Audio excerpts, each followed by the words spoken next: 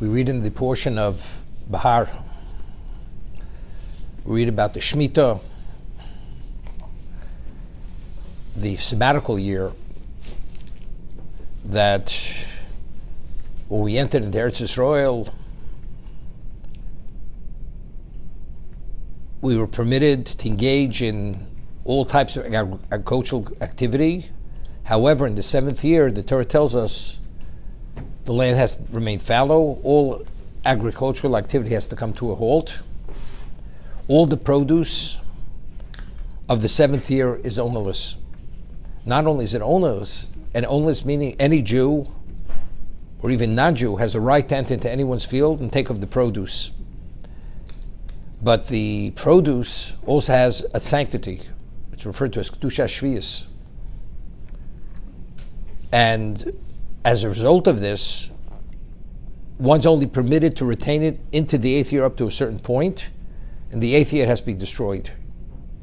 If one would want to try to transfer the sanctity of the fruit onto something else, it transfers, but the fruit retains its original sanctity. Normally, if something is consecrated, when you transfer the holy state onto something else, there's a transfer of Kedusha, of sanctity, onto the other object. However, in regard to the produce of the sabbatical year, because they're innately holy, naturally holy, you cannot transfer off that. All it does, you can transfer it only to make something else holy, but it retains its original holy state. And the Torah refers to it, V'shovsor Shabbos Lashem. The land should be designated as a Shabbos. It remains fallow Lashem. So Rashi explains, L'Shem Hashem. You should do it for the sake of God. As it says regarding Shabbos Bereishis, as the 7th day of the week, we refrain from creative activity to commemorate that God is the creator. Identically, all these various applications of something of similar behavior, it's to commemorate that Hashem is the creator. Factually, that's the way the Ramban learns. The Ramban, Nachmanides, understands Rashi. The Rashi says purely it should be for the sake of Hashem. So he asks on Rashi, we find the festivals are also for Hashem. And it doesn't use the word Shabbos L'Hashem. It should be Shabbos for God. But yet, we observe the festivals and the holidays for Hashem, for God. Therefore, he says, is to commemorate creation. That all these various involvements and refrains all reflect that God is the creator. As God was created for 6 days and refrained on the 7th day, identically, 6 years we are engaged in agricultural activity. On the 7th year, we leave the land fallow. Again, this is to confirm that God is the creator.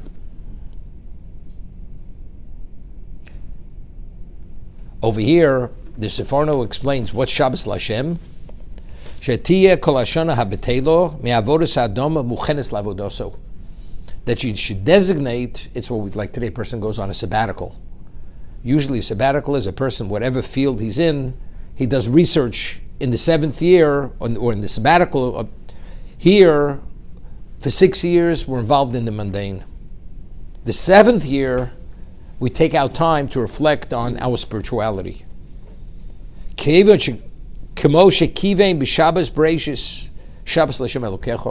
Just as original Shabbos creation, 6 days we're involved in the mundane, and on the 7th day, it's L'Hashem, we reflect on our relationship with God. Identically, for 6 years we're involved in the ordinary, in the mundane, in the material. The 7th year, we have to regain our spiritual perspective. Therefore, we fully immerse ourselves for a year in our spirituality. The Ramchal writes that a Jew has a certain equilibrium of Kedusha, and we have a sense of Kedusha. It's like anything which we can discuss. Normally, you rotate crops. Why do you rotate crops? Because if you plant consecutive one after another, you'll actually draw out all the nutrients, and the land will not be able to give forth its bounty. So the land has to regain its its strength, and then afterwards it's regenerated, and therefore gives, again, it continues to give out quality crops. A Jew, the way Hashem created us, there's enough exposure to Kedusha within ourselves. We have a reserve of holiness that we can be involved in the mundane for 6 days. Of course, we do mitzvos, we study Torah, we put on tefillin, we do many things. But be totally immersed in Kedusha, that we're not during the week. The Ramchal writes that every mitzvah, we do a mitzvah.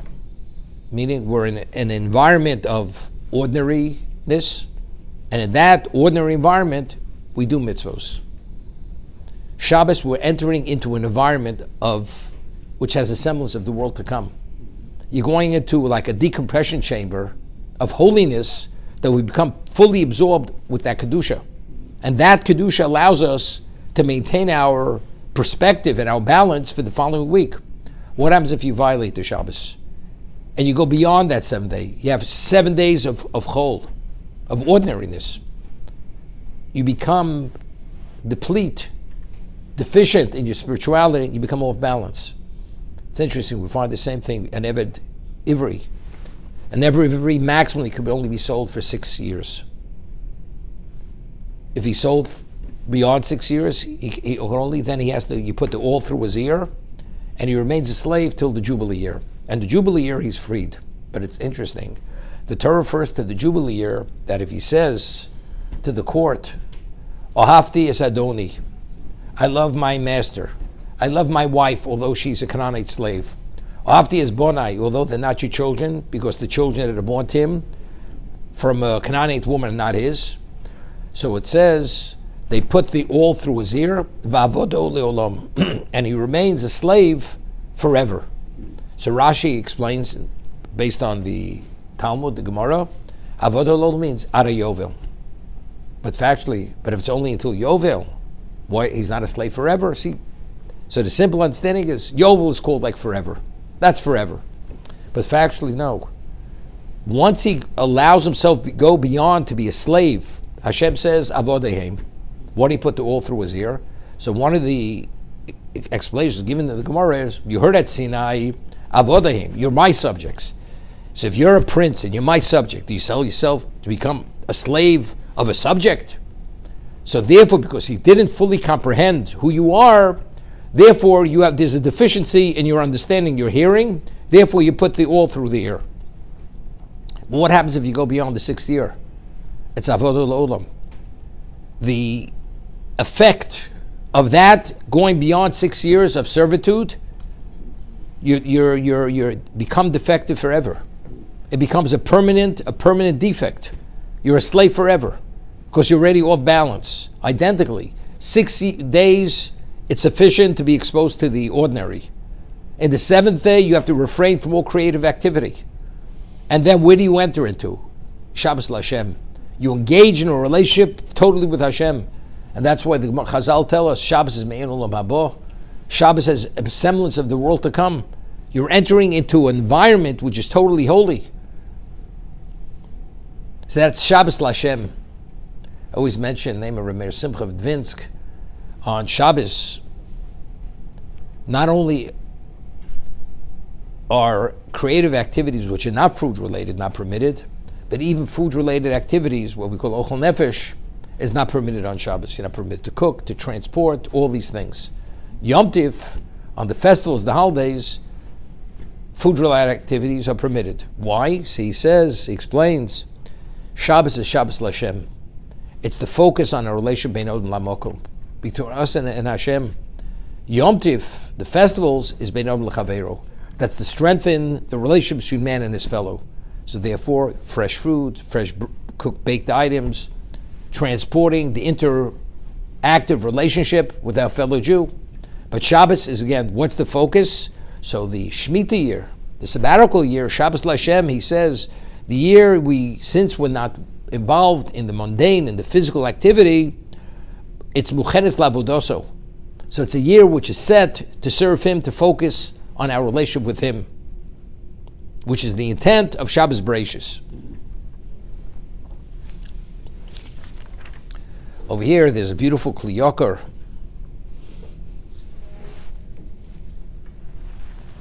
The halacha is that the law is you're not permitted to sell the field, a piece of property in Israel, more than 49 years maximum. Can't. Torah says, lo simoch litzbisus. You cannot sell it forever. A person makes a sale more than 49 years, it's not a valid sale. It's like a person has a lease, a 49-year lease. So you could sublet your lease to another tenant during the time that you have a right. But to sell it as if you own it, you can't sell something that you don't own. Eretz Yisrael is Shabbos Lashem. It says, Lo simoch litzmitzvos ki Lashem ha'oretz. You cannot sell forever because God is the proprietor. He's the master of the land. Now, how do we understand it? How do we understand this? A person, 49 years is a lifetime. If a person demonstrates his ownership and acts as an owner for 49 years, it's not so simple.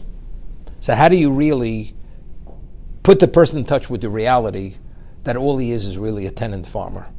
How do you put him in touch with this reality? So the Torah says every 6 years you can work the field. What happens the seventh year?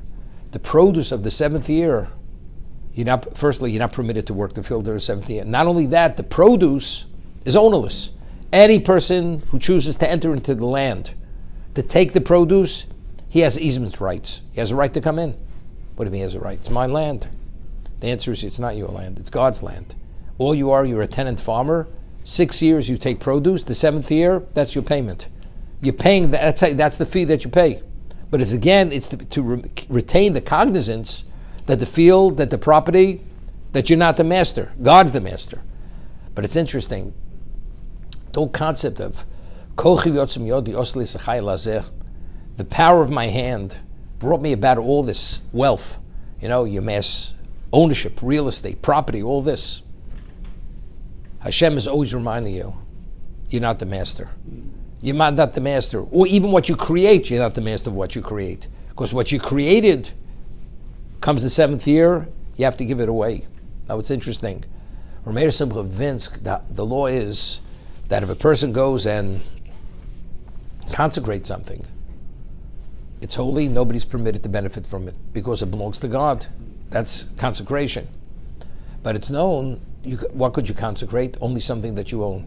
You can't consecrate something that's not yours. So now, let's say you have a person where two people own something, and one of the partners wants to consecrate the item. He can only consecrate his financial interest, his share. He can't consecrate his partner's.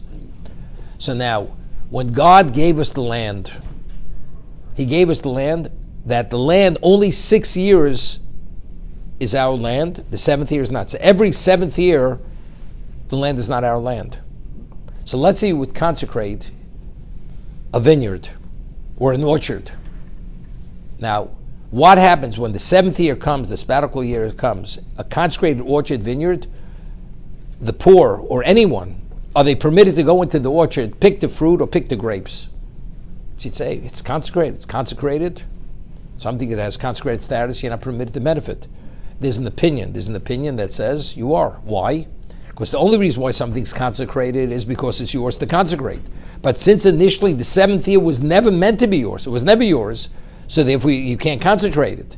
So if that's the case, the produce of the seventh year is ordinary produce. Therefore, whoever chooses to come into the field to take that produce, even something that initially was consecrated, is what is permitted because it's ordinary fruit and it has no... So over here, he explains the Kli Yakar.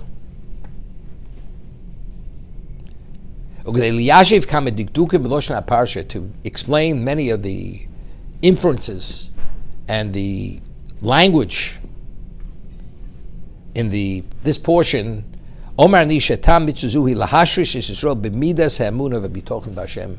it's to implant and to secure belief and faith in God within the Jewish people. What was God's concern? We become farmers, agriculturists, as people do. You get involved. Motza Yodam, Yishchus Hashem, and when they see their return on their investment, they forget about God. V'yosuru b'tchonam mimenu, and their faith, their trust in Him, fades out, starts fading. V'yachshu ki kochim v'otzim yodam oslem zachai lazer. They believe, you dawn to dusk, you work the field, you harvest, and and you created it. V'olam ki minhagod noeg, and the world, that's natural, that's nature. Yachshu she'oret shalem hi, and they believe the land is theirs. V'yabaylim veins losam. They're the proprietors, they're the masters of the land. Al kein hotziim Hashem min haminok hativi legamri. Therefore, God says, you realize this land doesn't function as a normal, like any piece of agriculture in the world. Because firstly, it says, Shei shonim tizra karmecho. 6 consecutive years you plant. Who ever heard of such a thing? Any farmer understands you're going to deplete the field. God says 6 years consecutively to show this is not a normal situation. You can't create something from nothing. It's a miracle. It's miracle land. 6 consecutive years, it gives its bounty. And not only that, in the 6th year, after being depleted for 5 years, the 6th year, you have a 3-year bumper crop, which covers you till the 8th year. So, could you attribute that to yourself for a moment? You can't. It's impossible. It's total delusion if you think that for a moment. You plant the field for 2 years, then you leave it fallow for a year. It's called rotating crops. Not to deplete the land. 6 consecutive years you plant the land. Year in, year out. I guarantee you it will not be depleted. And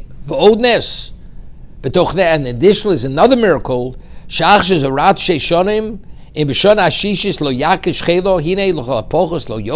though you haven't depleted it, but it should even give greater bounty in the 6th year.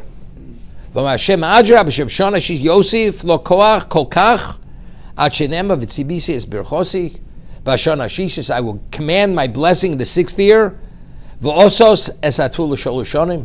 to have a 3-year yield. After 5 years consecutive, the 6th year, you'd say, I understand. It's something out of the ordinary. But a 6th year, you should have a 3-year yield. It's an impossibility. So how could you, for a moment, attribute this to yourself? It's like I always say, there was a father, he had a son who had very low self-esteem, no confidence in himself. So the father wanted to build the confidence of his son. So what does he do? So he tells his son, I set an appointment for you, and I want you to go to this appointment, and I want you to close the deal. Son is shaking. I mean, he has no confidence, doesn't believe in himself to any degree. So how does the father build his son's self-confidence and self-esteem? And he says to the son, I want you to this appointment. It's a 3-mile distance, but I want you to walk it, and I will give you directions exactly how to walk. Otherwise, I don't want you to go to the appointment. And he goes, and he covers every pace with a $100 bill from the time he leaves the office till he arrives at the client's door. The son starts walking, picks up $100 bill after another. Time he comes 3 miles, he gathered about $30,000-$40,000 worth of $100 bills. The son says, it's just unbelievable. This is my day. Time he arrives at that client, he's full of confidence, he's enthused, he closes that deal. But factually, that's Mizonos Shalom Rosh Hashanah. Your yearly stipend is set by Hashem. It's there for you to take. You just have to take the initiative, pick it up, and take it. Except, what do we believe? Like this child or this son, he deluded himself, thinking he doesn't realize his father put it there for him to pick up, to give him the confidence. But Hashem puts it there for us to take. All we do is initiative to pick it up. But who put the bracha there? Hashem put the bracha. So that maybe we could delude ourselves because we don't see it. But something which is obvious, because nowhere in the world is anything similar to this. No rotation of crops, and at the end of the day, when the land should be totally depleted, all of a sudden it gives a 3-year yield. It's unheard of. Clearly, what is Hashem saying? You just go and listen, and what I tell you, you'll have bracha because I am giving you the bracha. So this is to strengthen our emunah bitochen.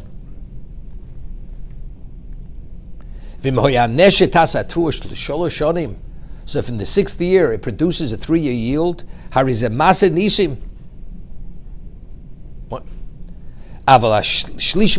even more than that,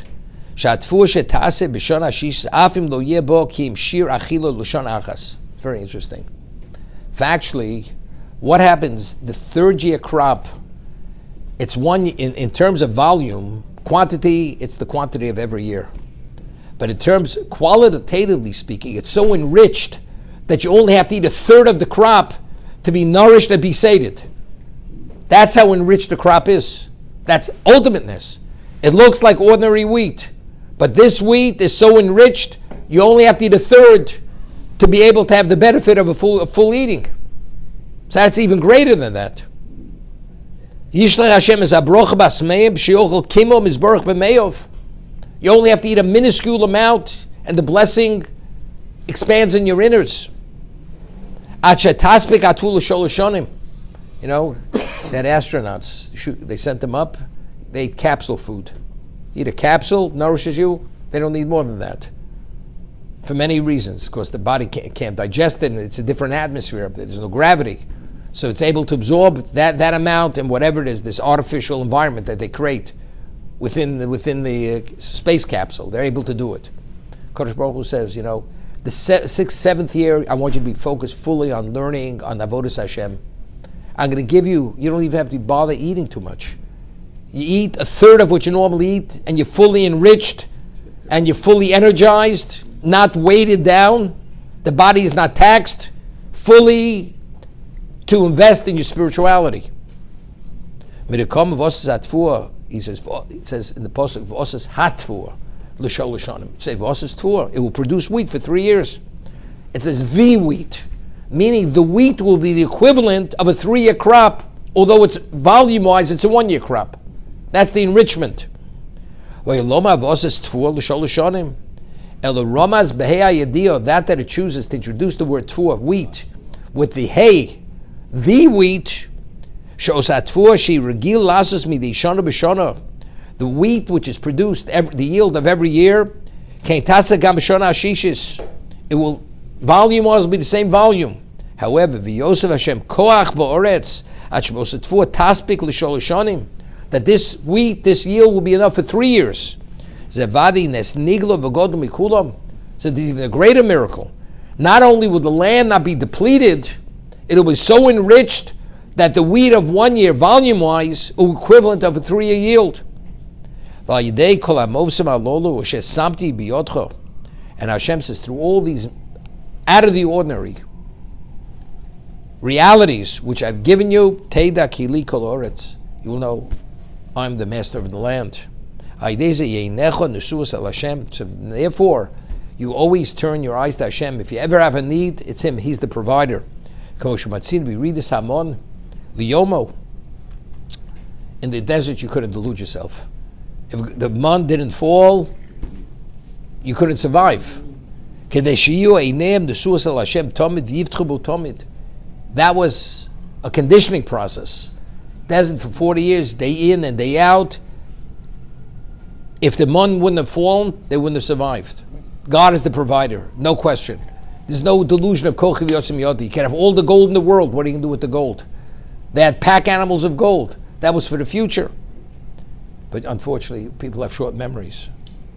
And Moshe Rabbeinu forewarns them, when you go into Eretz Yisrael, although you just had an orientation of 40 years, v'shachachta, you forget, v'ram levavcha, all of a sudden you have a swollen heart, a swollen head, and you believe it's you and it's nobody but you. Kachinya Shmita, so therefore we have to have a follow-up. You know, every while you have to have a reorientation. Every 6 years, the 7th year, it's no different than the man. Hashem is the provider. Kachinya Shmita shel yavdu adama kol shana shviyus ein zer vein kotzer v'yischol al nes v'ztam nochon ubor yosef b'kol ma shedibru b'ham forshim. So now, what happens if they don't keep the Shemitah? They don't keep the sabbatical year. It says explicitly in the parsha, They're going to be exiled from the land.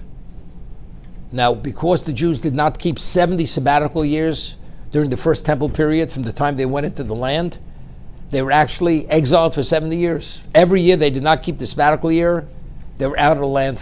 You violate the tenant landlord contract, for every year you're out. After you're out for 70 years, then you're welcome to come back. Then we'll write a new contract to come back again. Because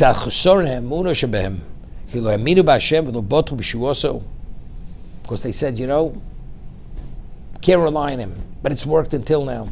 You never know. That's always the skeptic. You never know. It's interesting. There's a word ivelis. Ivelis, probably the word evil comes from that. Ivelis means a skeptic. But ivelis. So the Malbim says the word ivelis, the skeptic, comes from the word ulai. Ulai, maybe. Everything's always maybe. God said so? Maybe. Could be. But if I could guarantee it myself, do I have to take a chance? What do you mean yourself? And when you do it yourself, it's not him, it's him also. Right? Could you create something from nothing? In reality it is. It's interesting.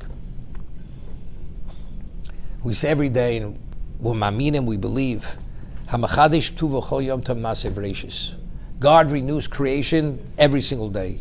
So it's not God created a world and that world continues. But every moment, as he willed existence the first moment, he continues to will it every moment. So he wills existence every moment. What is every moment? Every moment is yesh mi'ayin. It's ex nihilo, right?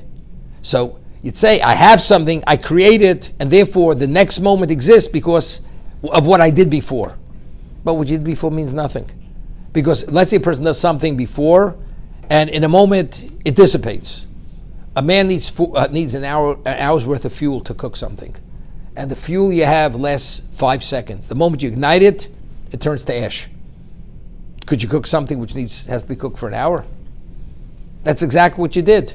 Whatever action you did, it's the moment. So why is it the next moment? Because God wills every moment there should be a next moment.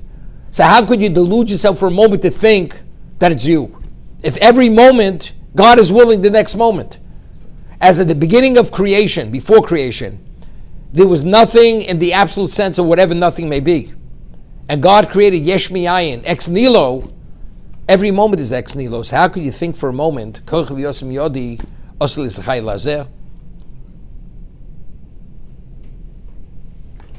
it's interesting. There's a concept known as a fluke. They're flukes. Things happen. Like, for instance, to establish a chazaka, a pattern, something has to repeat itself 3 times. For instance, if an ox goes and gores once, its classification, it's a non-gora. It gores a second time, still non-gora. It gores 3 times, it's already established itself as a gora. Why? Because it established a pattern. That's what it does. So you plant the field 6 years, 5 years consecutively, it produces 1 yield. All of a sudden, the 6th year, a 3-year yield. Or it's an enrichment that 1 year is equivalent to 3. You say, you never know. It's a fluke, right? What happens? You do another cycle, sabbatical cycle. Again, same thing. 5 years consecutive, every year it produces a quality crop. The 6th year, triple quality. Even it's not quantitative, it's qualitative. But you never know, it's a fluke. We find something, you see, this is the skepticism of a person. Why? For a number of reasons. We find that Avraham Avinu, he was informed on by his father that he smashed the idols. His father takes him to Nimrod, who's the king, and he gives him an ultimatum. He says, either you bow to the idol or we're going to be thrown into the fiery kiln. Avraham Avinu says, I'm going into the kiln. I will not bow to the idol. I will die for my beliefs. Throws him to a kiln. He comes out, not only not burnt, his clothing the clothing are not even singed to that degree. That's the miracle. What should have Nimrod done at that moment? Should have prostrated himself on the ground and say, Hashem Elokim. God is the Almighty. What does he do? Avram had a brother who stood by the sidelines. He says, now Mr. Haran, now what do you say? Are you going to bow or are you going to the kiln? He says, I'm going into the kiln. Goes into the kiln, doesn't come out of the kiln. So what is Nimrod? How does Nimrod process this? You see, it's a fluke. Because if in fact believing God means you don't burn, you're not incinerated, so why was Haran incinerated and Avram not incinerated? They have one of two things to say, because Haran was not Avram. Therefore God performed the miracle for Avram, not for Nimrod. Or you say, you know something? There's always flukes in life. Things don't necessarily repeat themselves. It's the same thing. 6 years, 7 years, but you know something? You never know. If you never know, you don't take a chance. Therefore, 70 sabbatically is they violated. So every year they violated, they're out. Right? They're out a year. You know, it's interesting. Why was the Beis HaMikdash destroyed, the first Beis HaMikdash? Because they violated the 3 cardinal sins. That's why. So they'd say, do you know why we were exiled? The Beis HaMikdash was destroyed and the Babylonians drove us out of the land? Because we didn't behave as Jews. What did we do? 3 cardinal sins is pretty serious. Adultery, incest, murder, idolatry. These are the most extreme types of transgressions. Do they attribute it to what? That they violated the Shemitah. We were out 70 years. Could be, just happened to be 70 years. Right? Because there were all kinds of upheavals. It started with Nebuchadnezzar the Babylonian, then there were the Medes and the Persians, and there was a story with Esther and Mordechai and this story, and we got back after 70 years. But the prophet originally said when you left to go to exile, you're going to be out 70 years. He told you that. It's not something which happened afterwards. They let you back after 70 years. That was the whole story with Achashverosh. Belshazzar, because he miscalculated, and he already put on the vestments, the priestly vestments. He died that and he was killed that night. Ahasuerus, he also miscalculated. And that's why Vashti was killed that night. He was put to death. So evidently it's exactly as God said through the Navi. But you never know. So the people say that the reason why we were exiled for 70 years is because we violated the Shemitah. Probably not. Idolatry, yes. Because that, any decent human being understands if you're a believing Jew, you don't do idolatry. You don't commit murder, you don't commit adultery or incest. So it's not, everything remains, it's very gray. If you want to be a skeptic, you could be a skeptic. Even after going to Golus, exile, and coming back.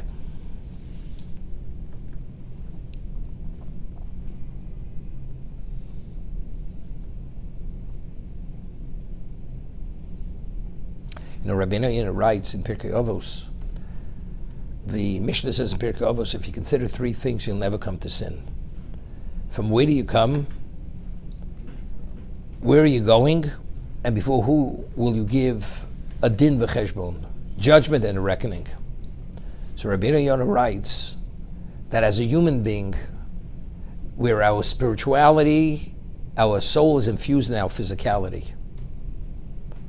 Even if a person does something which is so shameful and so unconscionable, and you can't face people, as time passes, it fades. The shame fades, people forget. Even though people remember the event vividly, but it's not the same like initially.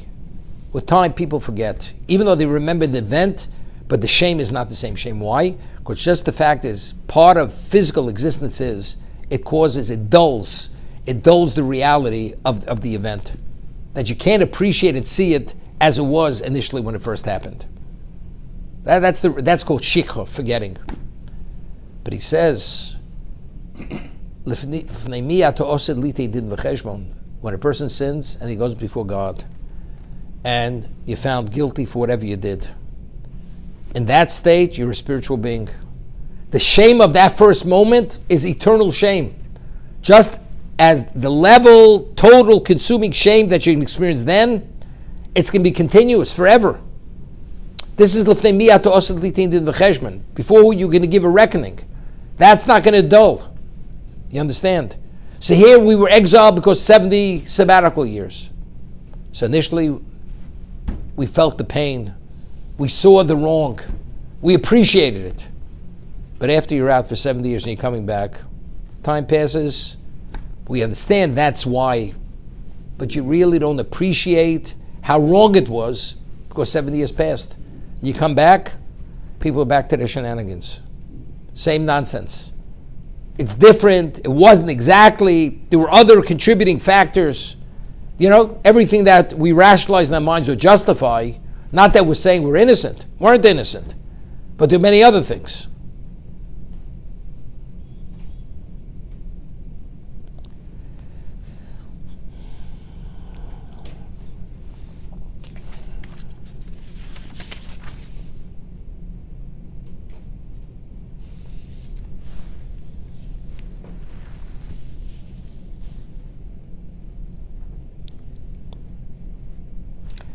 There's a medrash, has to do with Shavuos also, Nasa v'Nishma.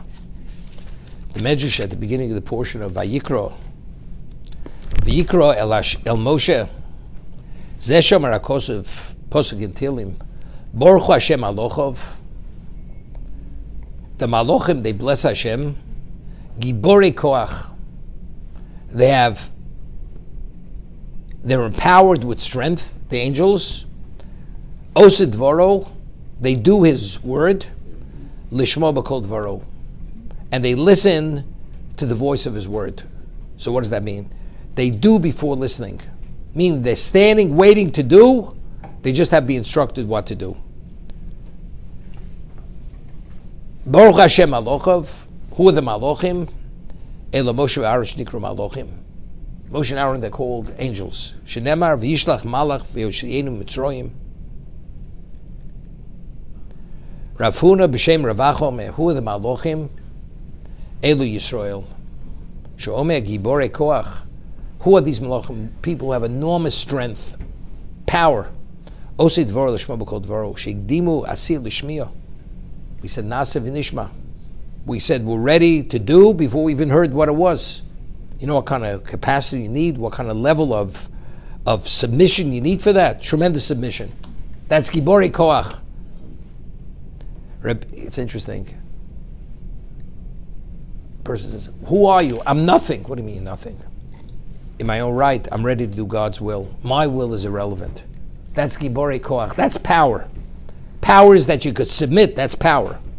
The other person says, I will not submit to anyone. That's called arrogance. That's not power. Rabbi Yitzchak Nafcha Omar, Elu Shomri Shvius. Who are the Giborei Koach? The people who observe the sabbatical year. Why? Why are they called people with enormous strength? Person sees his field, all of a sudden is deemed ownerless. And his trees, the produce of the trees, are treated as if they're ownerless.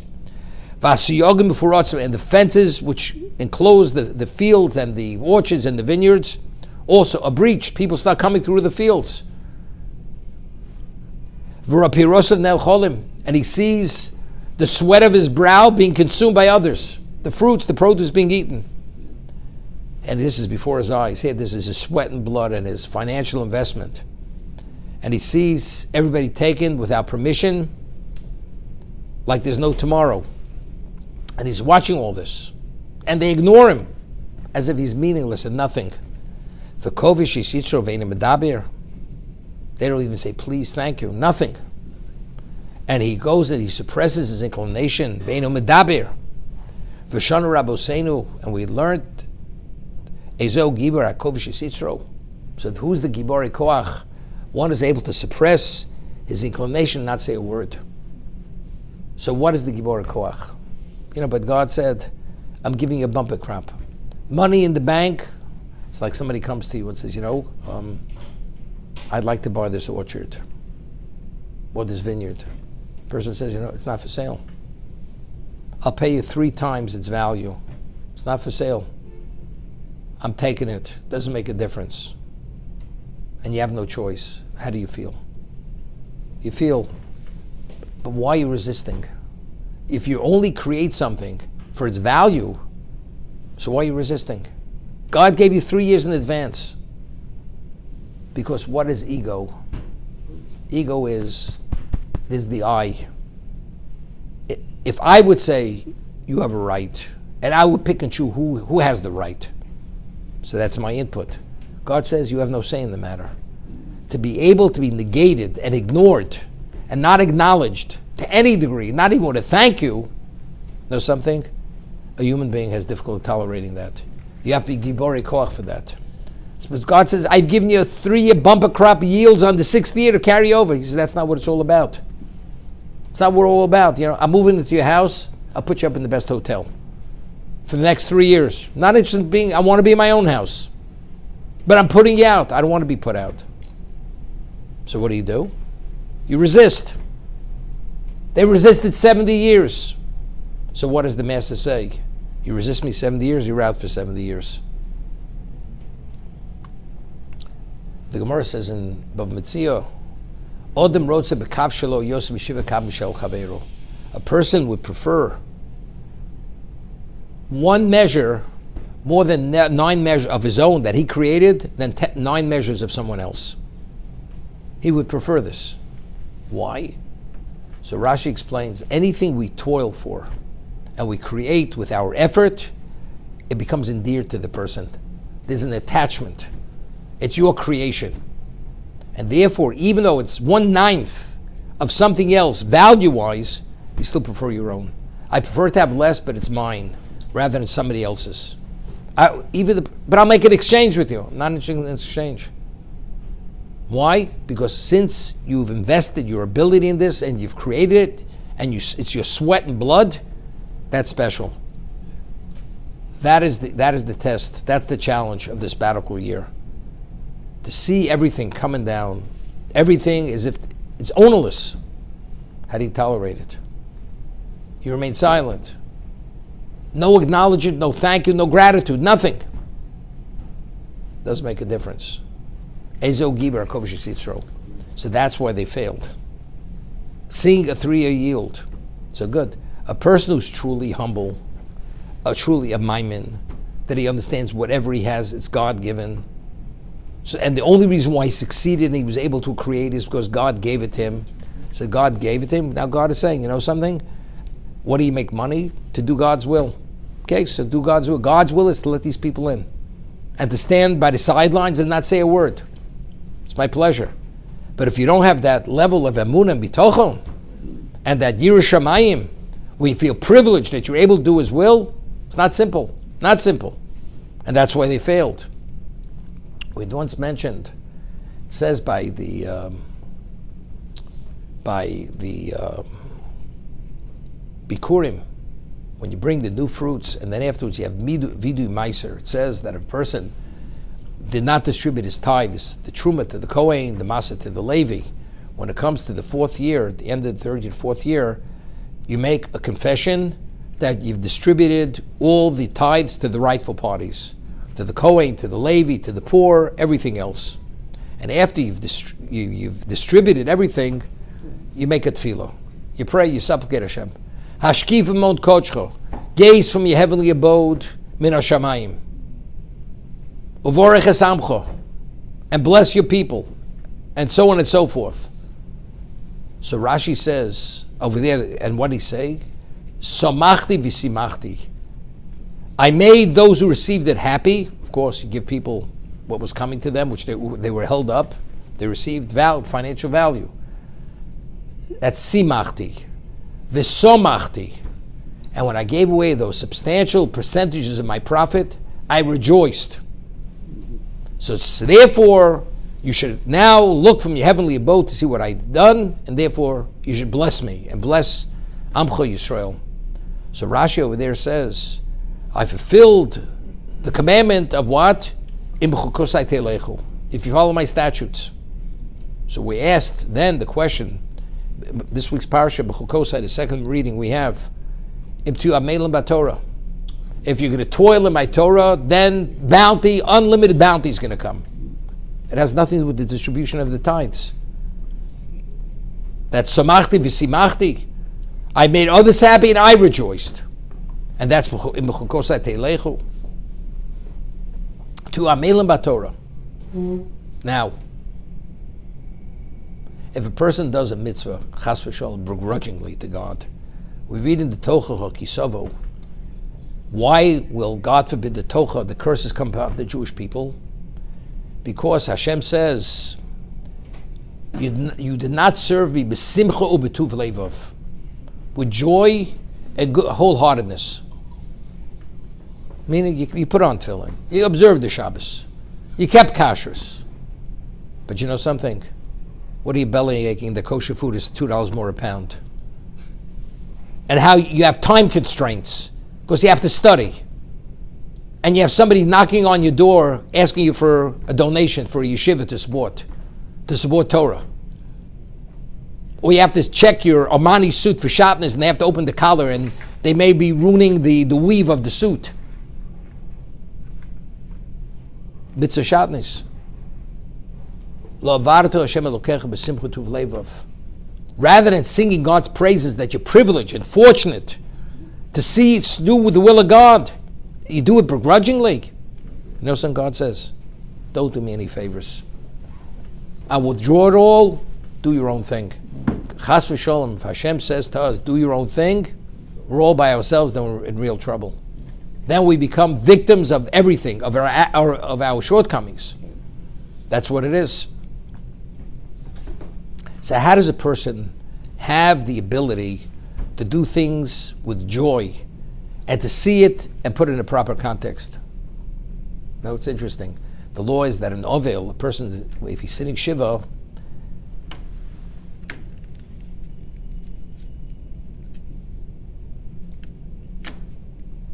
he's not permitted to study Torah. An ovel in middle of shiva is not permitted to study Torah. Why? Because it says, Pikudi Hashem Yishorim Mesamchi Leiv. The commandments of God are Yishorim, are proper, are fair, and it brings joy to the heart. So since the Ovel, he's grieving during the Shiva period, so therefore this will engender joy. Therefore he's not permitted. Okay? So when you study Torah, what does it do? It infuses a person with an elation, with a joy. Why? Did you just make $1 million on Wall Street? Tax-free bonds, right? You didn't. What are you getting excited about? Because what is the core of the Jew? The core of the Jew is his spirituality. When you study Torah, that enriches and nourishes the core. It gives you a level of joy and elation that it puts things in perspective, that you realize the material, its only value is a means, not an end. But that could only come through Torah. Otherwise, you can't come to that, internalize that reality. To what degree do you have to be oriented and mentored and involved that you should have that feeling? If you're omel, if you toil in Torah, then it impacts on you, you become a different person. You become spiritualized. Once you become spiritualized, then you see the whole world as a means, not as an end. Giving is taking. Giving the Kohen, regardless of what the percentage is. Giving the Levi, the 10%, regardless what the percentage is. Giving the poor person, regardless of what it is. Taking the Masashain that you have to take to Shalayim, which may be an inconvenience. You see it as a privilege. Everything is only a means. But that you could only appreciate and experience in Bechukosai Te'elechu. If you toiled in Torah, then you have that elation, then you see everything in that context. Therefore, it's samachti v'simachti. So the only way you could say, I've made others happy and I rejoice when I give it away, im b'chukosai te'elechu. It only comes through that. So the Shomrei Shviyos, where did they fail? It's very, very interesting.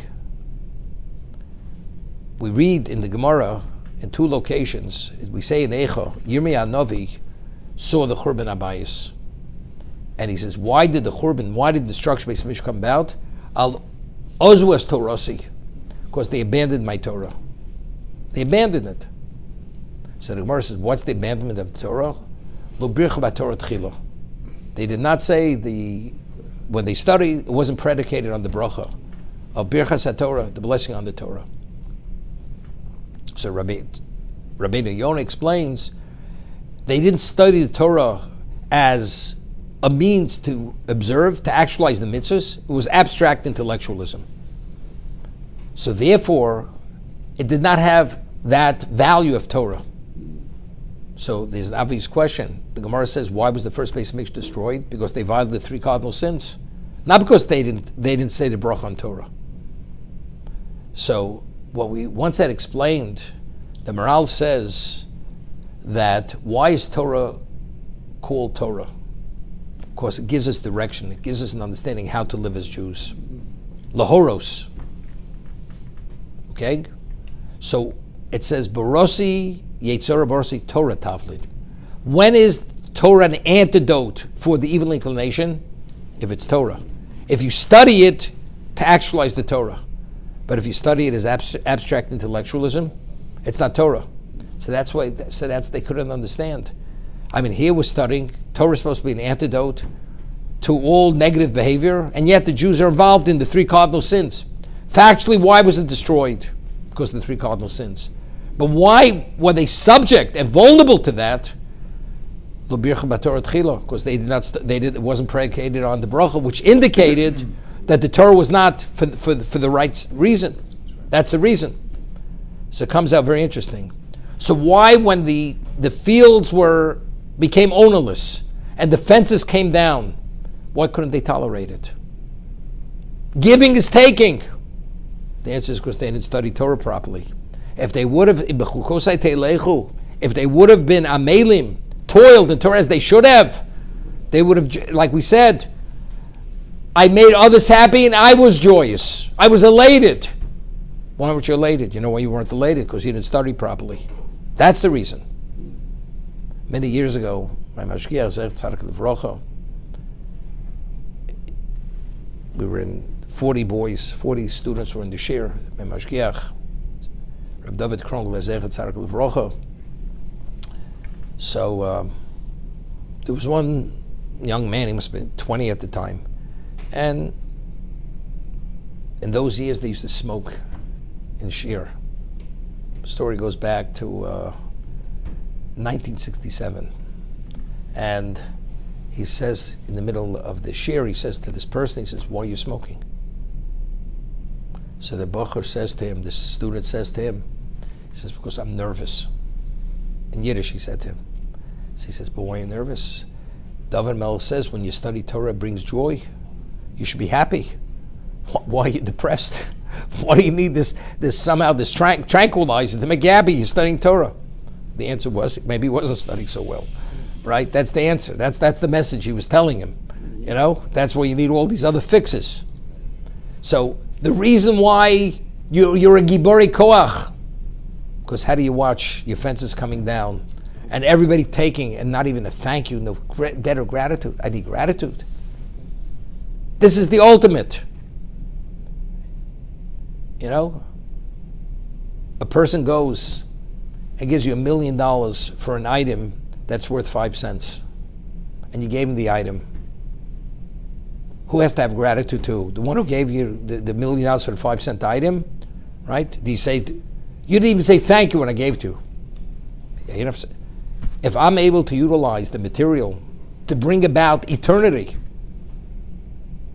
I should want gratitude from anybody.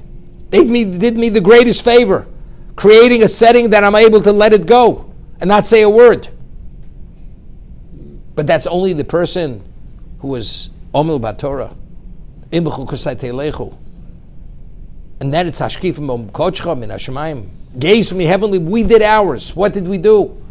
Because it was Behar-Bechukosai Telechu, we toiled, and therefore we're able to internalize the value and we're spiritualized. Therefore, everything, the giving is the ultimate win and the ultimate privilege. This